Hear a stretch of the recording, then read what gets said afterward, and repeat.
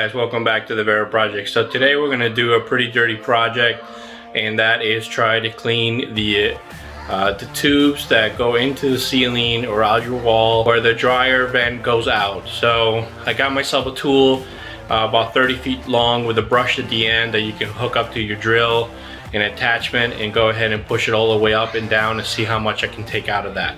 So let's go ahead and give it a try. Alright, so we're looking at the dryer vent area, and what I'm talking about is this type of brush, and you use this, you screw this guy in, right? Screw him in, and then you have this attachment here that attaches to a drill so you can spin it all the way up. So we're going to stick that all the way in here and go all the way up and seeing how much of this comes out.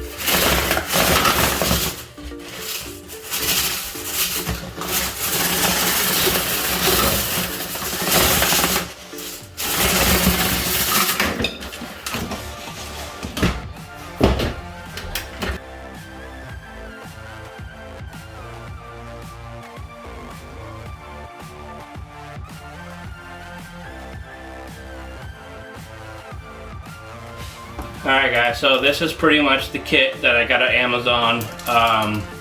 It was 30 bucks for 30 feet.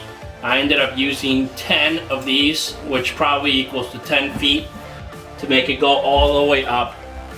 So I would definitely recommend doing this once a year or every 6 months to make sure you don't catch any fire in the vents. Instead of going out and paying someone hundreds of dollars for them to do this for you.